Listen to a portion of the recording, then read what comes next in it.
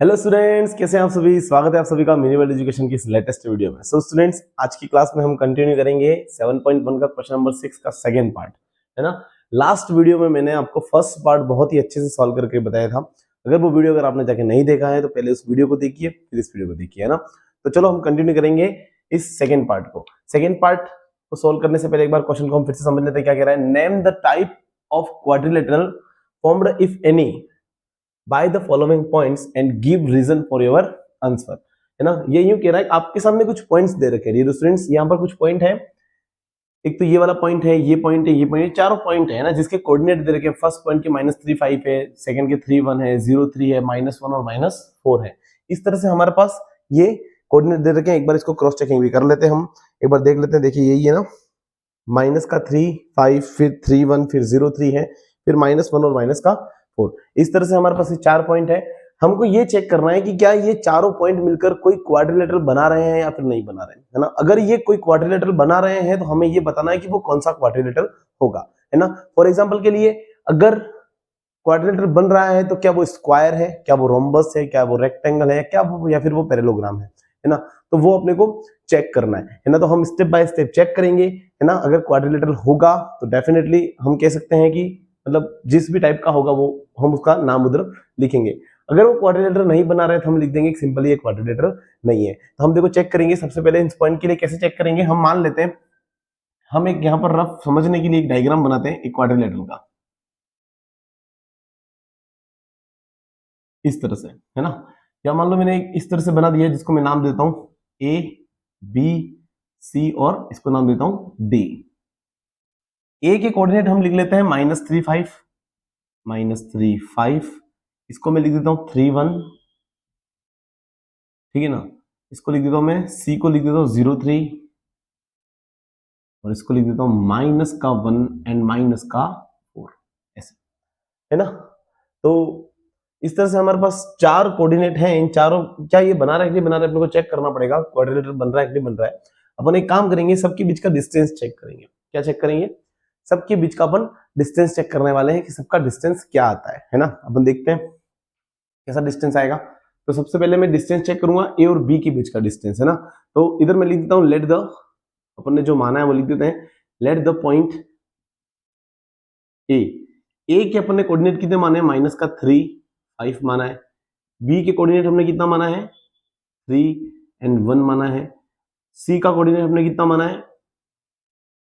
0 3 माना है। और डी के कोऑर्डिनेट हमने माने हैं -1 एंड -4। ओके, इस तरह से हमारे पास चारों कोऑर्डिनेट हैं। अब हम एक एक के बीच का डिस्टेंस निकालेंगे डिस्टेंस फॉर्मूले के थ्रू, है ना। तो देखो कैसे निकालेंगे, हम यूज करेंगे डिस्टेंस फॉर्मूला। डिस्टेंस फॉर्मूला निकालेंगे हम सबसे पहले ए बी के लिए, है ना। ए बी के लिए डिस्टेंस फॉर्मूला देखेंगे सभी, x2 माइनस x1 का whole square plus y2 minus y1 का होल स्क्वायर, है ना। ये हमारे पास क्या है? एक डिस्टेंस फॉर्मूला है। इस डिस्टेंस फॉर्मूले के थ्रू किसी भी दो पॉइंट के बीच का डिस्टेंस हम निकाल सकते हैं। तो सबसे पहले हम देखेंगे ए और बी के बीच का निकाल रहे हैं ना, तो इसको मैं x1 बोल देता हूँ, इसको y1 बोल देता हूँ, इसको x2 बोल देता हूँ, इसको y2 बोल देता हूँ। आप खुद देखो x2 की वैल्यू किसके बराबर है? 3 के बराबर है। यहाँ पे मैं लिखूंगा A B is equal to root के अंदर, रूट में कितना आएगा? x2 की वैल्यू 3 है तो यहाँ पे 3 लिखूंगा, माइनस x1 हमारे पास माइनस का 3 है, कितना है? -3, तो यहाँ पे मैं -3 लिखूंगा। इसका क्या हो गया? होल स्क्वायर हो गया। ओके, आई होप आपको समझ में आया होगा। प्लस y2 की वैल्यू हमारे पास कितनी है? y2 हमारे पास डियर स्टूडेंट 1 है, कितना है?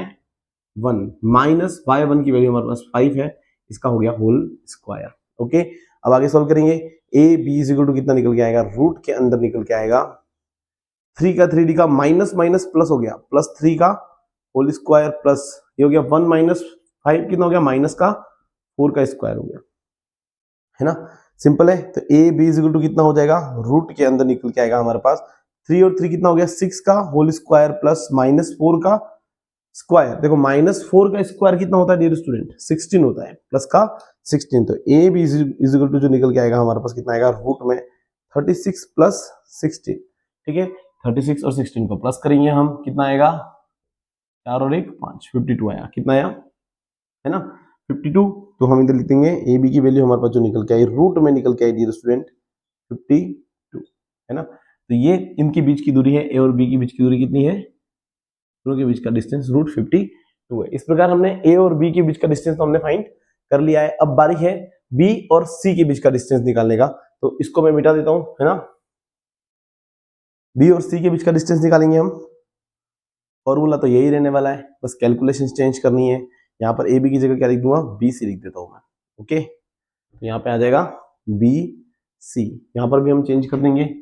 बी सी निकालना है तो इसको मैं बोल दूंगा x1, इसको बोल दूंगा y1, सी ये रहा x2 और y2, है ना। तो देखो सॉल्व करेंगे, B C is equal to root के अंदर x2 की वैल्यू हमारे पास 0 है डियर स्टूडेंट, तो यहाँ पे 0 आएगा, माइनस x1 की वैल्यू हमारे पास कितनी है, 3 है, देख सकते हो x1 3 और x2 कितना 0 है ना।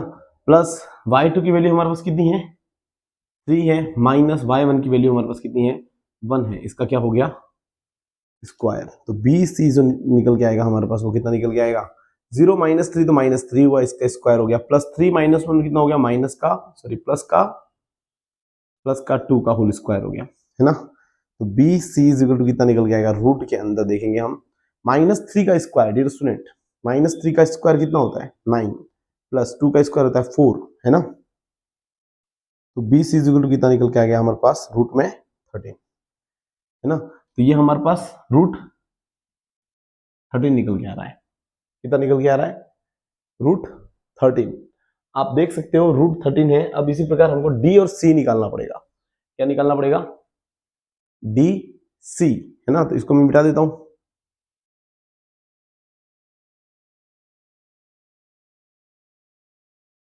फॉर्मूला तो यही रहने वाला है, बस हमारे पास क्या चेंज होगा, सिर्फ और सिर्फ कैलकुलेशन चेंज होगी, वैल्यूज चेंज होने वाली है। तो हमें निकालना है अब डी सी निकालना है ना। तो इसको मैं डी सी निकालने के लिए इसको तो x2 रहने देता हूँ, x1 y1 इसको ही रहने देता हूँ मैं, x1 y1 इसको बोल देता हूँ, x2 y2 इसको रहने देता है, ठीक है।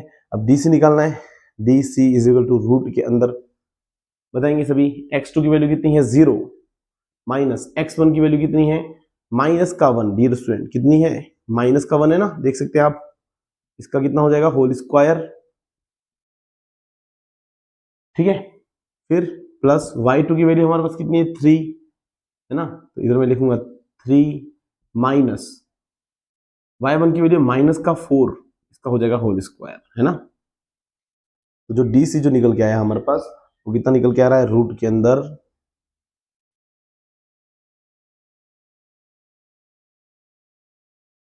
कितना निकल के आएगा, 0 प्लस 1 का होल स्क्वायर प्लस 3 प्लस 4 का होल स्क्वायर, है ना। माइनस माइनस प्लस हो गया, माइनस माइनस प्लस हो गया, और कुछ नहीं किया मैंने। D C is equal to हमारे पास जो निकल के आएगा, रूट के अंदर 0 प्लस 1 मतलब 1 का स्क्वायर प्लस 3 प्लस 4 7 का स्क्वायर, ठीक है। तो D C is equal to कितना आएगा, रूट के अंदर निकल के आ रहा है, 1 का स्क्वायर कितना हुआ 1, 7 का स्क्वायर 49, तो हमारे पास जो डी सी जो निकल के आया रूट के अंदर 50 निकल के आया, रूट में 50, है ना, रूट में 50 निकल के आया। इसके बाद डी सी हो गया, इसके बाद ए डी निकालेंगे या फिर डी ए निकालो, कोई दिक्कत नहीं है ना। अब डी ए निकालेंगे हम, तो इसको मिटा देता हूं मैं,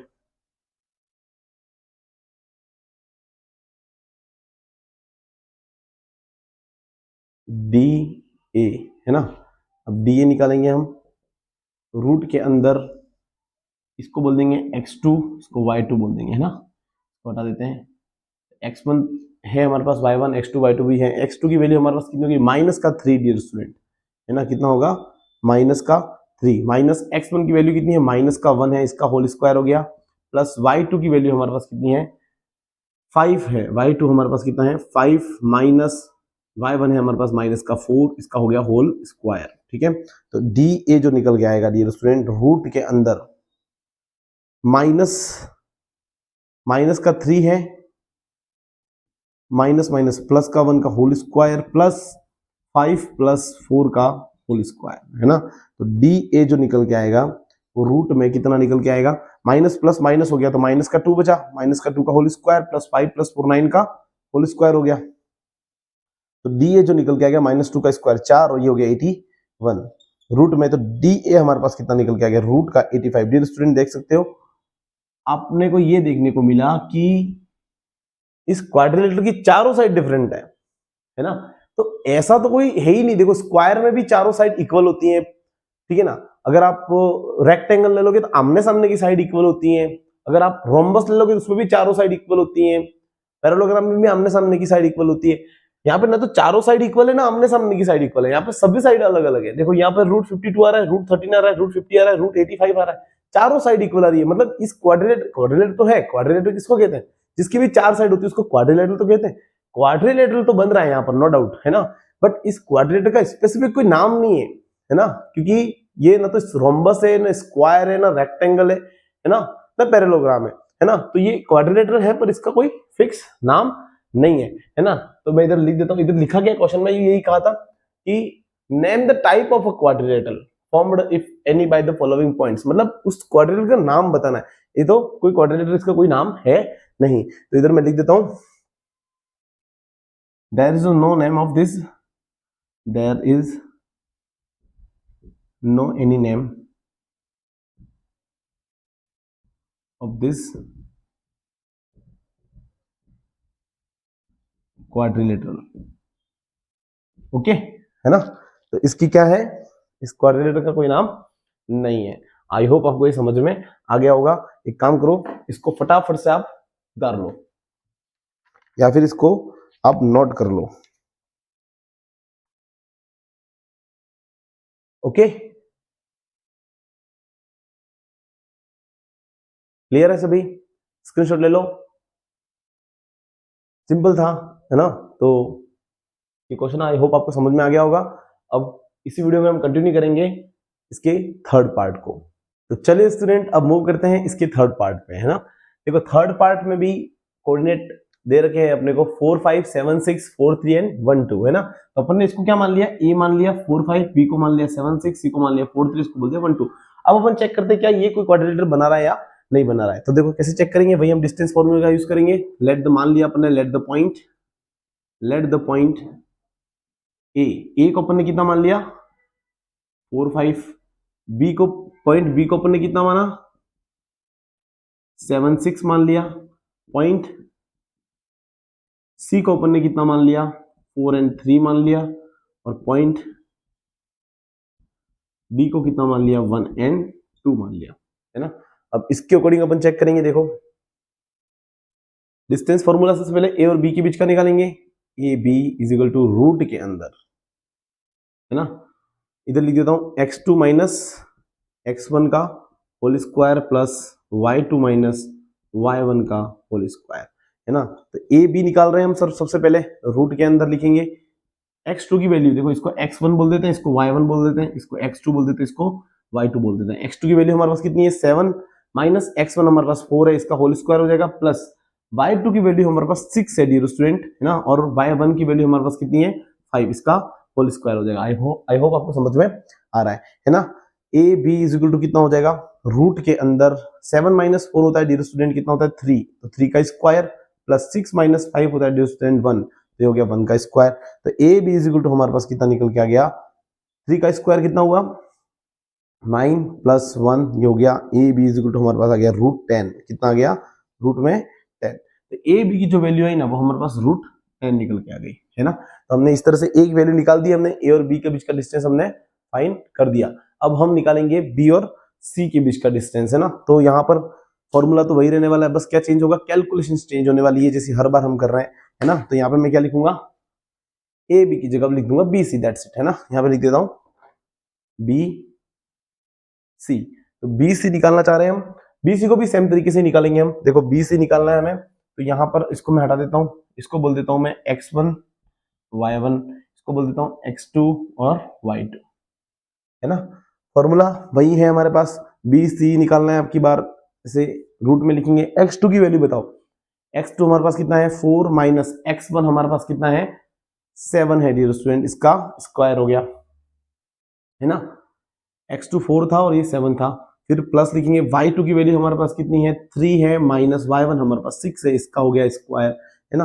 तो बी सी जो निकल के आया डियर स्टूडेंट वो कितना आया, रूट के अंदर निकल के आया 4 माइनस 7। 4 माइनस 7 कितना होता है, 4 माइनस 7 कितना होता है बताओ, माइनस का 3 का होल स्क्वायर प्लस 3 माइनस 6 कितना हो गया, ये भी -3 का होल स्क्वायर है ना, -3 आया दोनों जगह। तो B C is equal to कितना हो गया, रूट के अंदर 3 का स्क्वायर 9 प्लस 9 है ना। तो बी सी जो निकल के आया वो हमारे पास रूट में 18 निकल के आया है ना। इसको मैं बोलूंगा रूट में 18, ठीक है। बी सी हमारे पास निकल के आ गया। अब बारी है डी सी निकालने की, नन्हे मुन्ने बच्चों। अब डी सी निकालेंगे सेम टू सेम तरीके से। इसको हटा देता हूं मैं, फॉर्मूला वही रहेगा, कैलकुलेशन चेंज होगी, सिर्फ और सिर्फ वैल्यूज जो है वो हमारी चेंज होने वाली है। ये हो जाएगा डी सी है ना। डी सी निकालना है हमें, तो इसको मैं x1 y1 ना बोल के इसको x1 और y1 बोल देता हूँ, x2 y2 तो यही रहेगा है ना। तो देखो D C is equal to कितना हो जाएगा, रूट के अंदर x2 की वैल्यू हमारे पास है 4 माइनस x1 की वैल्यू हमारे पास कितनी है 1, इसका स्क्वायर हो गया, प्लस y2 की वैल्यू हमारे पास 3 है और y1 की वैल्यू है 2, इसका क्या हो गया, स्क्वायर हो गया। तो D C is equal to कितना निकल के आएगा, रूट के अंदर 4 माइनस 1 माइनस का 3 का स्क्वायर 3 माइनस 2 1 का होल स्क्वायर। तो डी सी जो निकल के आया -3 का होल स्क्वायर कितना हुआ 9 प्लस 1 का स्क्वायर 1 ही हुआ रूट के अंदर है ना। तो डी सी निकल के कितना आया हमारे पास, रूट में 10 निकल के आया है ना। तो यहाँ पे मैं लिखूंगा रूट का 10। ओके, अब इसको मिटा देता हूं मैं है ना। डी सी निकाल दिया हमने। अब बारी है डी ए की है ना। तो हम यहाँ पे डी ए निकालेंगे अब है ना। तो देखो डी ए कैसे निकालेंगे, सेम टू सेम तरीका रहेगा है ना। तो यहाँ पर एक काम करते हैं, इसको x2 y2 हटा देते हैं, यहाँ पर x2 y2 लिख देते हैं। ये हो गया x1 y1, ये हो गया x2 y2। तो डी ए जो निकल के आएगा हमारे पास, रूट के अंदर नन्हे मुन्ने बच्चों x2 की वैल्यू हमारे पास कितनी है 4 है, माइनस x1 की वैल्यू कितनी है 1, इसका होल स्क्वायर, प्लस y2 की वैल्यू हमारे पास कितनी है 5 है, और माइनस करेंगे y1 को जो कि 2 के बराबर है, इसका होल स्क्वायर हो गया। तो डी ए जो निकल के आया, डी ए कितना निकल के आया, रूट के अंदर 4 माइनस 1, डियर स्टूडेंट 4 माइनस 1 होता है कितना होता है 3 का स्क्वायर हो गया, प्लस 5 माइनस 2 भी कितना होगा 3 का स्क्वायर हो गया। इसी प्रकार डी ए जो निकल के आया वो हमारे पास कितना आया 9 प्लस 9, क्योंकि 3 का स्क्वायर कितना होता है 9 होता है। D A is equal to root 18 निकल के आया, मतलब हमारे पास ये कितना है रूट का 18। अब डियर स्टूडेंट देखना ध्यान से, आप देख सकते हो यहाँ पर ऑपोजिट साइड्स इक्वल है, आमने सामने की भुजाएं आपस में समान है ना। तो इसको हम आयत यानी कि रेक्टेंगल भी कह सकते हैं या फिर पैरेललोग्राम भी बोल सकते हैं। अभी अपन फिक्स नहीं कह सकते, देखो क्योंकि क्या है कि ऑपोजिट साइड्स इक्वल है। बहुत सारे स्टूडेंट्स ने sir opposite sides equal so this is a rectangle, no ऐसा कंफर्म नहीं है। ये डायगोनल्स चेक करने के बाद पता चलेगा। अपन डायगोनल्स चेक करेंगे उसके बाद एग्जैक्टली पता चलेगा कि वाकई में रेक्टेंगल है या फिर पैरेललोग्राम है ना। तो अपन इसके काम करते हैं, डायगोनल्स भी चेक कर लेते हैं। एक बात तो कंफर्म है, या फिर तो ये रेक्टेंगल होगा या फिर ये होगा पैरेललोग्राम, दोनों में से कोई एक चीज होगी, क्योंकि आमने सामने की साइड्स दोनों में इक्वल होती है ना। बस डायगोनल्स में थोड़ा सा डिफरेंस है, क्या है वो भी आपको पता चल जाएगा है ना। तो अभी एक काम करते हैं अपन, अब इसके डायगोनल्स निकाल देते हैं जिसको विकर्ण बोलते हैं है ना। तो इसको मैं मिटा देता हूं। अब अपन डायगोनल्स चेक कर लेते हैं, अपन इसके क्या रहेंगे।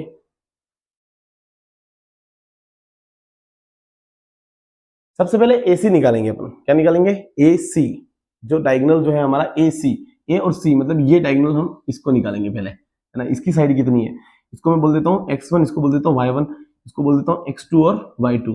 देखते हैं इसका क्या वैल्यू आता है, इसके बाद अपन डिसाइड करेंगे। AC इज इक्वल टू कितना होगा, रूट के अंदर देखो इसको x1 बोल दिया, इसको y1, इसको x2 y2 है ना। तो x2 की वैल्यू हमारे पास कितनी है 4 है डियर स्टूडेंट, माइनस x1 हमारे पास कितना है 4 है ना।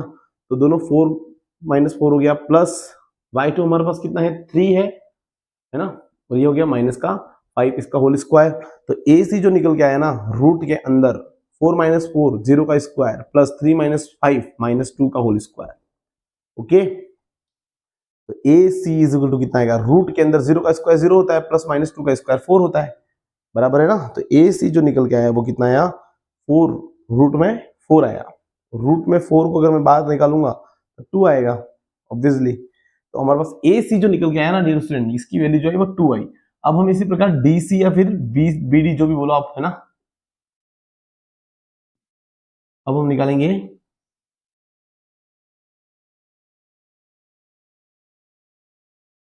BD या फिर DB निकालेंगे है ना। तो AC निकल के आ गया, अब चेक करते DB क्या निकल के आता है ना। तो इसको मैं मिटा देता हूं एक बार के लिए, AC हम इसको इस तरह से हटा देते हैं।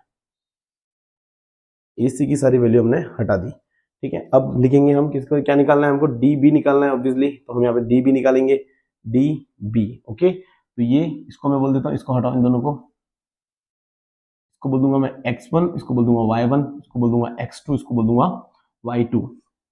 तो डी बी निकालना है, इक्वल के अंदर आएगा रूट में x2 की वैल्यू बताएंगे सभी, वेरी गुड, 7 माइनस 1 हो जाएगा x1 की वैल्यू, स्क्वायर प्लस y2 की वैल्यू हमारे पास कितनी है, 6 है डियर स्टूडेंट, 6 माइनस 2 हो गया, इसका होल स्क्वायर हो गया। तो डी बी हमारे पास कितना निकल के आ गया, रूट के अंदर 7 माइनस 1 डियर स्टूडेंट, 7 माइनस 1 कितना होता है, 7 माइनस 1 6 होता है, 6 का स्क्वायर, और 6 माइनस 2 मतलब 4 का स्क्वायर हो गया। तो डी बी जो निकल के आ गया रूट में 36 प्लस 16, और 36 और 16 कितना होता है, रूट में 52 निकल के आया, रूट में 52। तो हमारे पास जो ये जो वैल्यू आई वो रूट में 52 के बराबर आई।